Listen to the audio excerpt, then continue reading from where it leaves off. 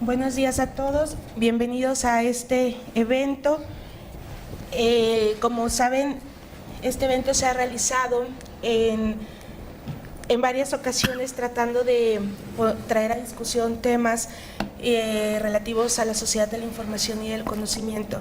El día de hoy agradezco al doctor Miguel Recio Gallo por habernos dedicado un espacio de su tiempo. Para nosotros es un honor tenerlo aquí como un experto en datos a nivel europeo y por supuesto que también conoce muy bien del derecho mexicano.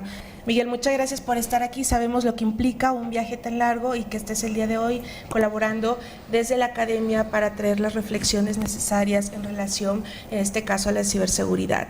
Voy a permitirme leer unas líneas. Bienvenido, Miguel, por favor, siéntate en casa y que sea la primera de muchas colaboraciones. El doctor Miguel Recio es doctorante en Derecho de la Protección de Datos por la Universidad CEU San Pablo de Madrid. Ha cursado estudios de máster internacional en protección de datos, transparencia y acceso a la información por la misma universidad. Cuenta con un máster en Derecho de la Propiedad Intelectual por la George Washington University. Es abogado del Ilustre Colegio de Abogados de Madrid, autor y coautor de varias publicaciones en materia de protección de datos y derecho digital, y ha sido asesor legal para Latinoamérica Business Software Alliance en Washington, D.C. Ha participado en México en el desarrollo de proyectos en materia de datos personales con instituciones como el INAI y la Secretaría de Economía. Ha sido profesor en diversos cursos en materia de protección de datos, comercio electrónico y ha coordinado un máster en Derecho y TIC. Asimismo, Miguel Recio ha sido un colaborador muy importante de la Aula Iberoamericana de Datos Personales, que es un proyecto educativo que busca extender las implicaciones del derecho humano a la protección de datos personales. Miguel, bienvenido, es un placer tenerte aquí y siéntate en casa, por favor. Muchas gracias, Andrea. Buenos días a todos y a todas. En primer lugar, me van a permitir agradecer al Instituto, al doctor Tellez y a la doctora Mendoza la invitación a estar aquí hoy con ustedes. Y es un honor para mí poder estar y poder compartir unos minutos con ustedes y hablar de un tema tan de actualidad. Yo creo que cuando la doctora Mendoza me asignó este tema, pues obviamente la perspectiva habría sido diferente, pero vamos a ver que lo que les voy a contar sobre una directiva europea de ciberseguridad tiene una importante aplicación práctica y que vamos a ver seguramente en los próximos meses y en los próximos años, y que incluso va a involucrar a otros países como por ejemplo México y otros muchos países alrededor del mundo.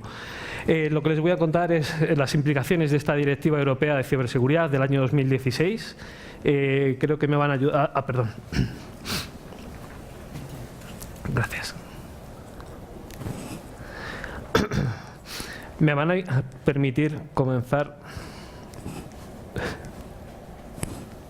Bueno, la transparencia que ha pasado rápidamente y que no hemos podido ver, lo que les quería comentar, empezar a decirles, obviamente, es que el ejercicio de los derechos humanos o fundamentales, la sociedad y la economía digital dependen de la ciberseguridad, dependen de la seguridad de los sistemas y de las redes de información, que es lo que trata de proteger la Unión Europea con esta directiva del año 2016. Si no tenemos ciberseguridad, nos vamos a perder muchos de los beneficios que nos puede aportar la economía digital. Por tanto, esa es la importancia. Lo fundamental es que necesitamos esa ciberseguridad. De hecho, como les digo, y luego les voy a dar información específica de la directiva, quería traer aquí uno de los considerandos de la directiva. Antes de los artículos, como saben, pues hay unos considerandos que explican el contenido de dicha directiva. En concreto, el considerando 2 de esta directiva, a la que me voy a referir como SRI, que sería seguridad de los sistemas y redes de información, lo que nos estaba diciendo ya en el año 2016, cuando se publica el año pasado, es la magnitud, la frecuencia y los retos de los incidentes de seguridad se están incrementando y representan una grave amenaza para el funcionamiento de las redes y los sistemas de información. Nada más lejos de la realidad, como pudimos ver la semana pasada, ahí tenemos ese incremento de esas amenazas, de esos retos para la seguridad y de las complicaciones que podemos encontrar en el día a día. Miguel, hacia, sí. Hacia la esquina de ese vitral, ahí está. Ahí, perfecto. La noticia, una de las múltiples noticias que aparecieron, como ven en el periódico El País en España, en digital, el sábado pasado, era que las empresas contaban con un sistema de seguridad contra el ciberataque que no utilizaron.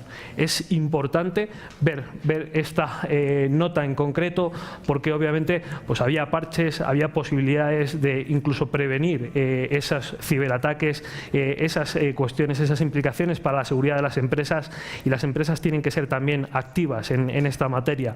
Al final estamos hablando de ciberseguridad, estamos hablando de que todos estamos involucrados y todos tenemos responsabilidades, tanto en el sector privado como en el sector público, e incluso las personas físicas simplemente particulares, cuando estamos haciendo uso de nuestros dispositivos electrónicos, cuando nos estamos conectando, incluso cuando estamos de viaje, pensemos que hemos ido a otro país y que estamos en el hotel y estamos conectando nuestra máquina, pues tenemos que ser responsables desde el principio. Lo que tenemos que hacer, como decía el doctor Salazar, es utilizar las tecnologías de la información con responsabilidad.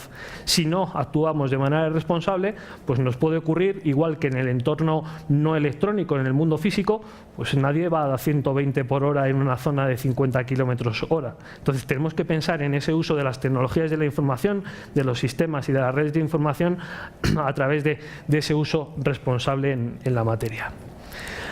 Obviamente, y entrando ya más en profundidad en la visión europea sobre ciberseguridad y sobre cibercrimen, fíjense que también hace muy recientemente, el 12 de abril de 2017, en un documento de la Unión Europea, se ha puesto ya en el número 1 de las amenazas que puede haber para la seguridad en la Unión Europea, el número 1 de esas 5 principales amenazas de la delincuencia en la Unión Europea es la ciberseguridad. Y fíjense que creo que esto es importante. El cibercrimen está por delante, incluso en la Unión Europea, de la producción, tráfico y distribución de drogas, o el robo organizado, o incluso el tráfico de seres humanos.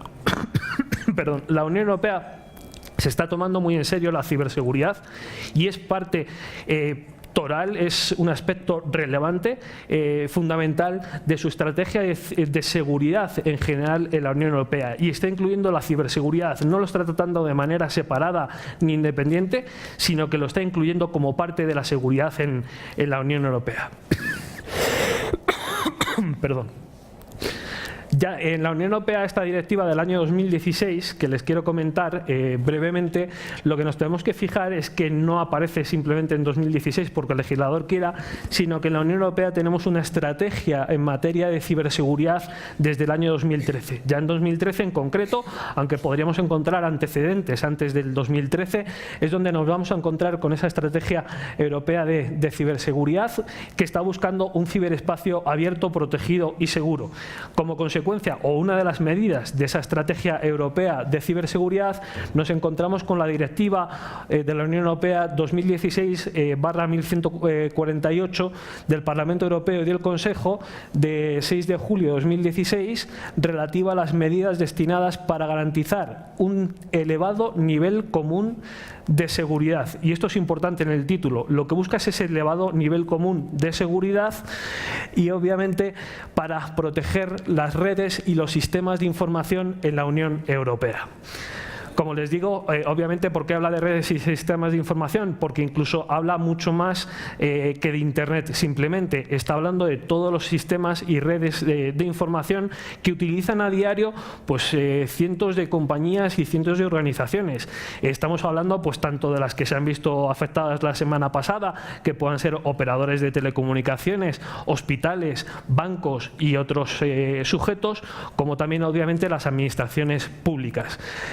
En cuanto al calendario de esa directiva, algunas fechas relevantes en relación con esa directiva, como ven, fue publicada el 19 de julio de 2016, y esto es también importante, y es importante ponerlo en relación con las noticias que tenemos. Entró en vigor el 8 de agosto de 2016, pero no quiere decir que ya sea aplicable en todos los Estados miembros de la Unión Europea, sino que los Estados miembros de la Unión Europea tienen hasta el 9 de mayo de 2018 para transponer a través de las medidas legislativas, administrativas o reglamentarias las disposiciones de esta directiva de ciberseguridad a los ordenamientos jurídicos nacionales, y serán aplicables a partir del 10 de mayo de 2018. De hecho, no se olviden que también, o por si les interesa la información, en la Unión Europea tenemos el Reglamento General de Protección de Datos Personales, que será aplicable a partir del 25 de mayo del 2018. O sea que mayo de 2018 va a ser un mes importante en la Unión Europea, porque tenemos tanto normas en materia de datos personales como normas en materia de ciberseguridad para los sujetos obligados en la misma, que no son todos los que están obligados en materia de protección de datos personales. Y por último, esta directiva, otra de las fechas importantes es la de 9 de noviembre de 2018, que es el plazo que tienen los Estados miembros en la Unión Europea para identificar quiénes son los operadores de servicios esenciales. Luego les haré referencia a quiénes son esos operadores de servicios esenciales. Si tienen interés en leer la directiva, tengan en consideración que hay muchas otras fechas para muchos otros fines a lo largo de la misma y que es interesante pues poderlo ver. Quiero resaltarles, ya que estamos hablando de ciberseguridad, dos aspectos fundamentales del porqué de esta directiva que vienen en los propios considerandos de la misma. El primero es el considerando 4, en el que nos explica que es esencial que todos los Estados miembros posean unas capacidades mínimas y una estrategia nacional que garantice el elevado nivel de seguridad de las redes y sistemas de información. ¿Qué es lo que ocurre? Pues que el legislador europeo se da cuenta de que no todos los Estados miembros en la Unión Europea tienen el mismo nivel de ciberseguridad, no están preparados de igual manera, y esta directiva lo que trata es de impulsar las capacidades en materia de seguridad de los Estados miembros a efectos de poder conseguir ese elevado nivel al que hacía referencia en el título de la directiva, pero que es también al mismo tiempo no solo un elevado nivel, sino el nivel mínimo que está buscando armonizar la Unión Europea en todos los Estados miembros, de manera que todos estén mínimamente preparados y entiendan mínimamente, no el mínimo igual en todos, de manera que podamos avanzar a partir de ese nivel. Y obviamente resaltaba en el considerando 5 que esas capacidades de los Estados miembros no son iguales en todos los Estados miembros. Cabría plantearse el por qué una directiva y por qué no otra norma. Esto es una cuestión del ordenamiento jurídico europeo. Como instrumento normativo, la directiva lo que va a permitir de alguna manera es dejar a los Estados miembros un mayor ámbito de maniobra a la hora de transponer esa norma al ordenamiento jurídico interno, porque va a tener la posibilidad el Estado miembro de poder adecuar a sus necesidades o a su situación, en cada caso, la norma, esta directiva en concreto. Cabría haberse planteado el por qué en un reglamento. Con el reglamento es directamente aplicable, no hace falta esa transposición al ordenamiento jurídico nacional y tendríamos ya ese nivel. Obviamente pues está buscando una necesidad de armonización y obviamente pues su objetivo final es también generar confianza, esa fiabilidad y seguridad de los sistemas y redes de información. Y obviamente los destinatarios son tanto los Estados miembros como algunos sujetos obligados, y dentro de esos sujetos obligados a cumplir con determinadas obligaciones nos encontramos con esos operadores de servicios esenciales y también con prestadores de servicios esenciales y prestadores de servicios electrónicos. Y entre los operadores de servicios esenciales tenemos tanto sector privado como el sector público. ¿Qué es lo que está tratando la directiva también de alguna manera? Pues obviamente establecer obligaciones al mismo nivel y para evitar que haya asimetrías en el sector privado y en el sector público. En cuanto a algunos de los objetivos principales de la directiva, pues como ven, lograr ese nivel elevado común de seguridad al que ya hemos hecho referencia, asegurar que tanto las empresas como los consumidores tengan el mismo nivel de seguridad, con independencia de en qué estado estéis o en qué tipo de servicio estás utilizando. Cuando son servicios electrónicos, pues que tengas ese mismo nivel. Sería caótico que un ciudadano europeo en España tuviese menos ciberseguridad que un ciudadano en otro estado miembro de la Unión Europea, como podría ser Francia o como podría ser, pues no sé, Alemania. Pero también lo que ocurrió la semana pasada pone de manifiesto que ha afectado de diferente manera a los estados. En el caso de España ha habido una operadora de telecomunicaciones involucrada involucrada. Reino Unido, aunque está en el proceso del Brexit, fíjense que ahí quien se ha visto afectado es su sistema nacional de salud y que ha habido hospitales que han tenido verdaderos problemas. Entonces, eso también pone de manifiesto que quizás los hospitales de Reino Unido tengan un menor nivel de seguridad en este momento, o quizás hayan hecho las cosas de otra manera para haber llegado a esa situación. Y obviamente se trata en la Unión Europea de seguir construyendo un ciberespacio abierto, protegido y seguro, que es clave también para las políticas públicas de la Unión Europea en cuanto al mercado único digital. ¿En qué se basa la directiva? Bueno, pues los tres pilares fundamentales, como ven, y rápidamente serían asegurar ese nivel de preparación de los Estados miembros, esas capacidades mínimas de los Estados miembros en materia de seguridad. ¿Cómo se consigue? A través de una estrategia nacional. Estrategia nacional que, por ejemplo, fuera de la Unión Europea, pues según las noticias que tengo, México está trabajando ya también en esa estrategia nacional de ciberseguridad. La directiva también busca fundamentalmente la cooperación entre los Estados miembros, y que sería extrapolable también fuera de la Unión Europea, la cooperación internacional, una cooperación efectiva. Y por último, fomentar una cultura de la seguridad en los sectores, y ahí, como verán, estos serían algunos de los sectores de los operadores de servicios esenciales, que son energía, agua, electricidad, banca, el sector financiero o el de salud, que son vitales obviamente para nuestra economía y nuestra sociedad. Todas nuestras interrelaciones, todas las transacciones que llevamos a cabo y todos los servicios que estamos recibiendo están ya basados en el uso de los sistemas y de las redes de información. La aplicación y la interpretación de la directiva, creo que este es un punto importante. La directiva no está poniendo más obligaciones, está estableciendo ese piso mínimo. Incluso dice expresamente: dejo la posibilidad de que los Estados miembros, si lo consideran adecuado, puedan establecer obligaciones adicionales, un mayor nivel de seguridad. Y la directiva lo que ha hecho es aproximarse a la ciberseguridad con un enfoque de proporcionalidad. No es todas las medidas sirven, sino que tengan que ser medidas proporcionales, medidas adecuadas, de esas medidas técnicas y de organización adecuadas y proporcionadas en atención a cuál es el riesgo de la seguridad. Va a ser fundamental considerar, evaluar siempre ese riesgo en la seguridad por parte de cualquier organización o por parte de cualquier autoridad implicada en la materia, a efectos de posteriormente pues adoptar determinadas medidas o seguir un procedimiento específico. Algunas de las principales implicaciones de la directiva, como ven, sería este carácter de directiva como ley general versus a lo que dice la propia directiva como lex specialis. ¿A qué se refiere eso? Lo que está diciendo la directiva es: donde no haya una normatividad en materia de ciberseguridad o donde no haya medidas en materia de ciberseguridad, vamos a aplicar la directiva europea. ¿Dónde se habría una normatividad o una regulación de alguna manera?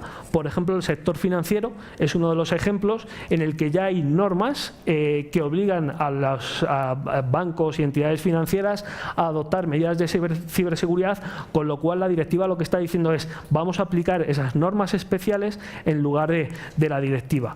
Otros ámbitos pues podrían ser otros operadores de servicios esenciales, como sector eléctrico, sector de servicios de agua u otros más.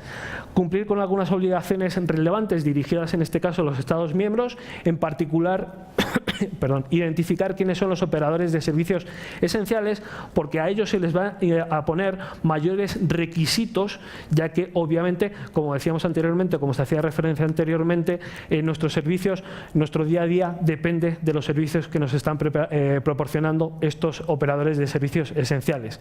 Las medidas de gestión del riesgo, la determinación del riesgo, la prevención, detención y gestión de los mismos, o mitigar las repercusiones. Otra de las obligaciones que impone la directiva también es la notificación de violaciones de seguridad, notificación que incluso fuera de este ámbito ya tienen, por ejemplo, en otros sectores, como puede ser el de telecomunicaciones en la Unión Europea, y que incluso tendremos que poner en conexión con el Reglamento General de Protección de Datos, ya que hay también una obligación de notificación de violaciones de seguridad en materia de protección de datos personales. Creo que es importante también hacer referencia a que esta directiva de ciberseguridad se aplicaría tanto a datos personales como a cualquier otro tipo de información que pueda estar tratando una organización, una compañía. Y por último, la prevención, investigación y enjuiciamiento de actividades delictivas graves. Como hacía referencia también, pues algunas medidas relevantes serían el desarrollo de esas capacidades, el intercambio de información, la cooperación, los requisitos comunes de seguridad para los operadores de servicios esenciales y los proveedores de servicios digitales, los requisitos en materia de seguridad, la notificación de esos incidentes más graves, es decir, no se va a notificar todos los incidentes que ocurran en materia de ciberseguridad, sino los más graves, y la lista de factores que sirven para identificar cuando estamos ante un incidente que pueda tener un efecto perturbador grave en la práctica, y las remisiones a esa ley especial y el fomento de la cultura de gestión. Hay un apartado específico dentro de la directiva que serían las autoridades competentes, los equipos de respuesta a incidentes de seguridad y los puntos de contacto único.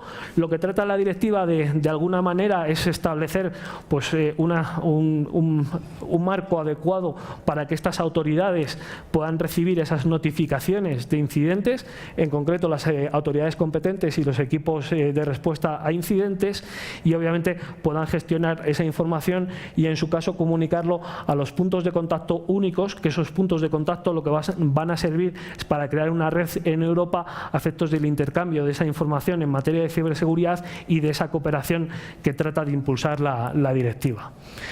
La lista de factores para identificar los incidentes con efectos significativos pues la tienen en los artículos 14 y 16. He extraído lo fundamental y ahí, como ven, tenemos los operadores de servicios esenciales.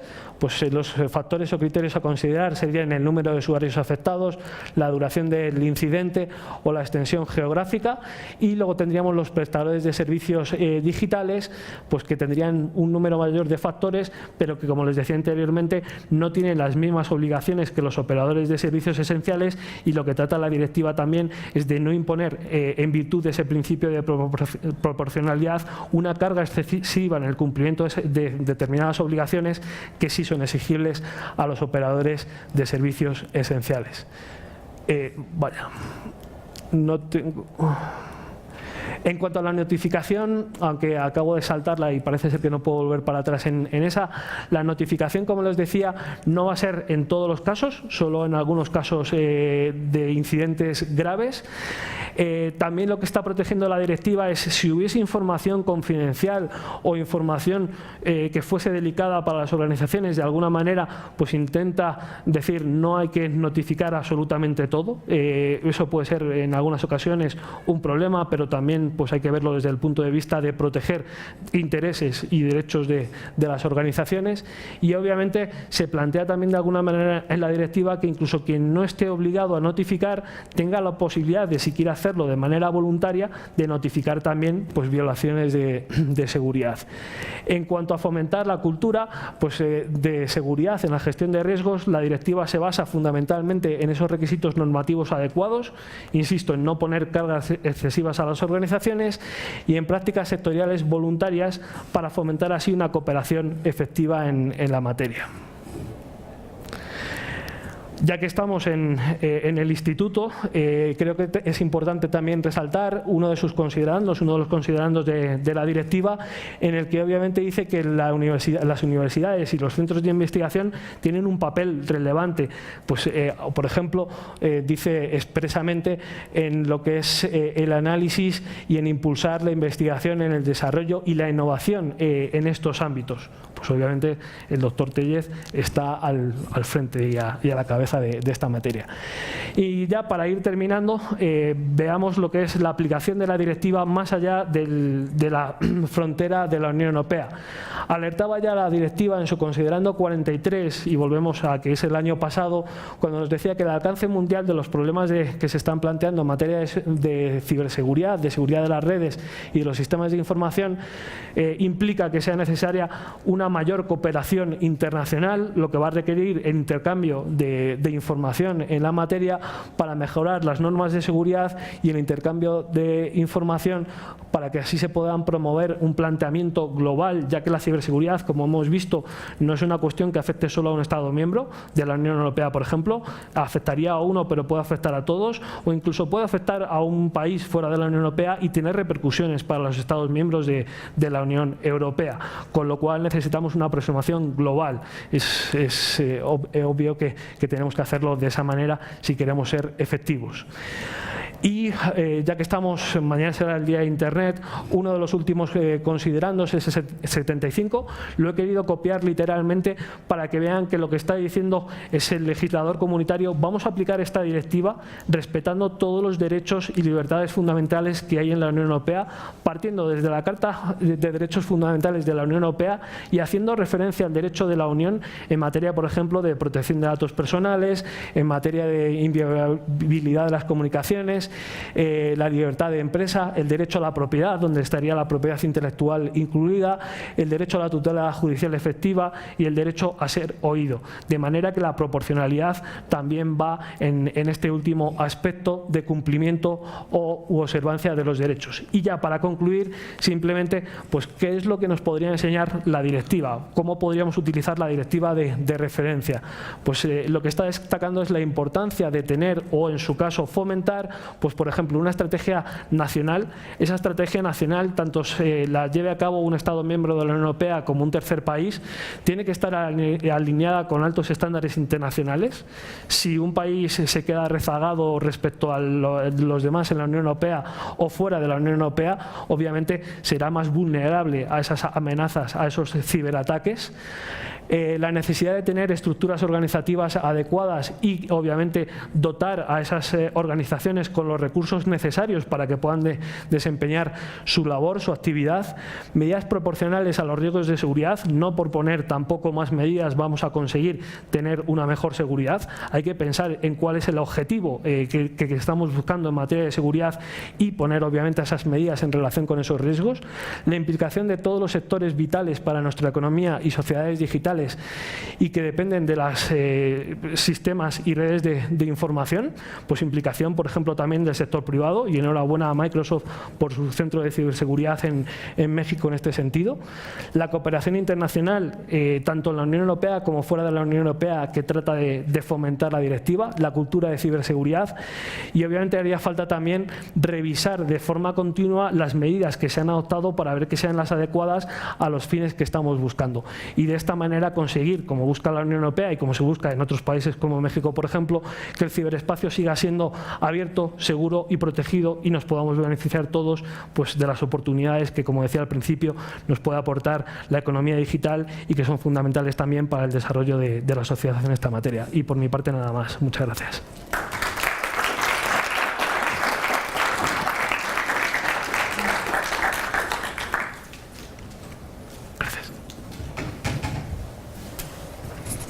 Muchas gracias, Miguel.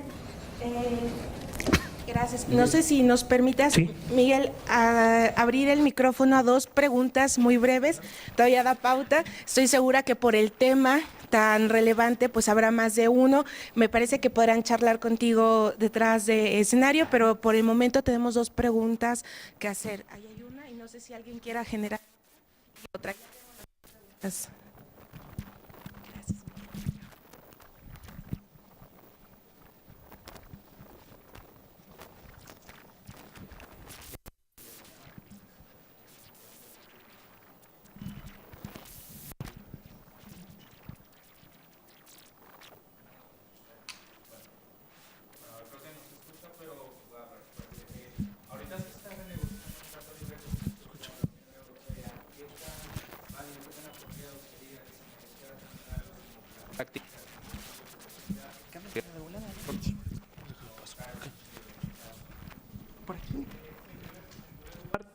lo que diría es, hay que recordar que ya en el del año 2000 hay un artículo específico en materia de protección de datos personales y de tecnologías de la información. Entonces, esos tratados son una oportunidad y de hecho así lo indicó la Comisión Europea a principios de este año y está dentro de los planes de la Comisión Europea el poder traer más socios a la Unión Europea, el poder traer más aliados en materia de protección de datos personales, en el sentido de que pueda buscarse el nivel adecuado de protección de datos. Los tratados serían uno de los instrumentos. El Privacy Shield obviamente sería otro instrumento y sería otra posibilidad de buscar ese mismo tipo de acuerdo también pues, con otros países o incluso con otras regiones. Por lo tanto, sí son esa oportunidad y además, como digo, lo ha dicho expresamente la Comisión Europea, el que en los tratados, incluso para este año, la Unión Europea tiene la intención de estar muy activa con países de Mercosur en cuanto a la negociación de ese tipo de tratados y en materia específicamente de protección de datos personales. Por lo tanto, sí es un instrumento adecuado. Muchas gracias, Miguel. Creo que había una más y ya con eso cerramos.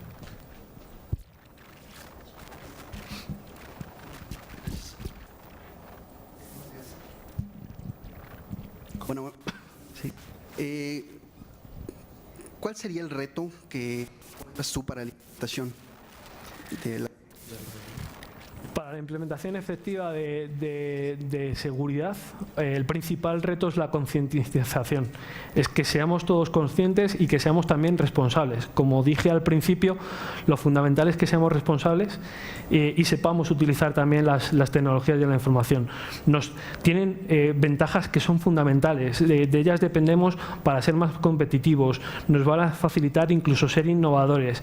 Pero si hacemos un mal uso, si no atendemos, por ejemplo, la necesidad de instalar, con un ejemplo fácil, parches. Siempre nos viene a todos mal instalar el parche, siempre es un problema que IT o tecnologías de la información pues tengamos que perder 2 minutos en instalar un parche. Pero esos 2 minutos, si los perdemos también fuera del entorno electrónico, pues podemos sufrir un accidente si no revisamos, por ejemplo, nuestro carro en un momento determinado.